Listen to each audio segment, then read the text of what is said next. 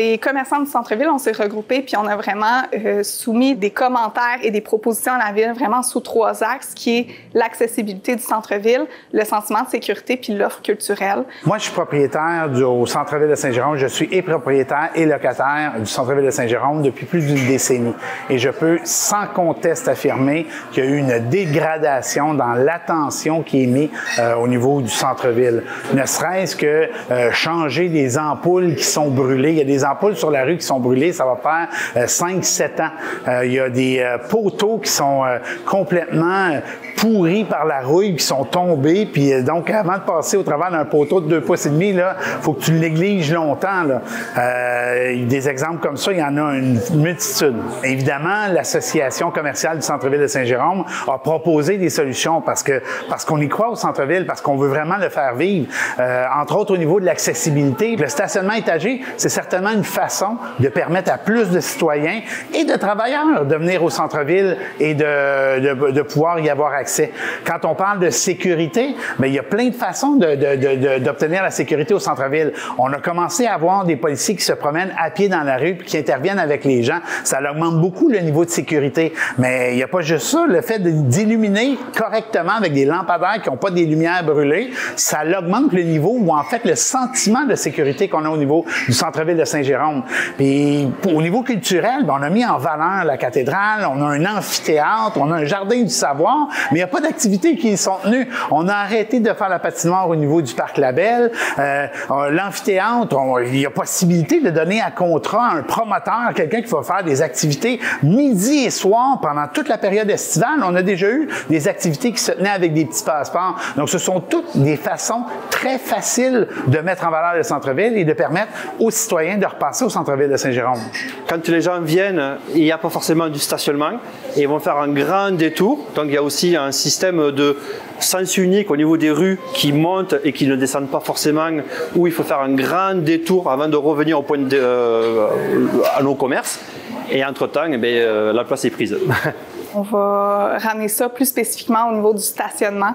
Les jours de semaine, c'est extrêmement difficile de se stationner au centre-ville.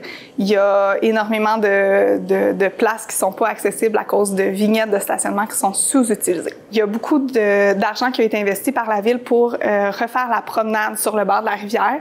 Fait que ça a été un gros projet qui a pris plusieurs années à mettre en place. Le projet, la construction est terminée, mais malheureusement, il n'y a absolument rien qui se passe sur la promenade. C'est beau, c'est là, mais ça sert à rien. Fait que moi, je vois vraiment un impact là, comme si la ville laissait le centre-ville mourir de sa petite mort. Là. Ça fait 11 ans bientôt que je suis installé au centre-ville. J'ai vu la ville, le centre-ville s'embellir. Puis bon, il y a eu la Covid qui a affecté tout le monde. On dirait qu'il y a eu un laisser-aller et il y a un laisser-aller qui se crée depuis le retour à la normale de la situation. Et lorsqu'on fait un marché de Noël, on arrive en centre-ville où il n'y a pas de décoration de Noël. Ça fait un petit peu la grande noirceur. Moi, ça fait 10 ans que je suis ici dans le centre-ville de Saint-Jérôme. Il y a eu un accident il y a 7 ans, 8 ans environ qui a emporté un lampadaire. Mais ça fait 7 ans, 8 ans qu'il n'y a pas de lampadaire encore installé à cet endroit-là, malgré le fait qu'on nous promet que oui, ça se peut qu'à un moment donné, que peut-être il y ait des changements de lampadaire. Donc, présentement, ça cause un manque de luminosité. Ce que ça fait, c'est que les gens ne viennent pas au centre-ville parce qu'ils ont peur de se promener au centre-ville avec tous les campements qui existent là, présentement avec le problème d'itinérance dans lequel on vit au centre-ville. Dans le fond, nous, on est des gens de terrain qui vivons le centre-ville au quotidien. Donc, on est en mesure de ramener à la ville des situations qui sont problématiques avec lesquelles des solutions simples peuvent être amenées, comme changer des ampoules dans des luminaires.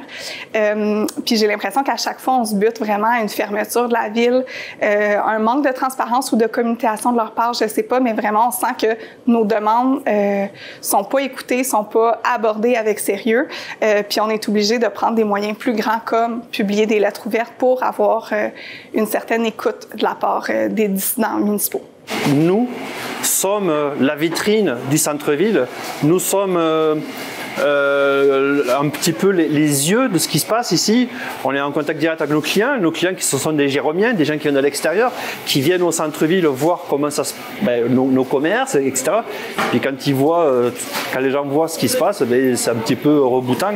Donc nous, on est là, on est allé vers la ville avec des problématiques, des solutions et puis on attend que les choses se passent.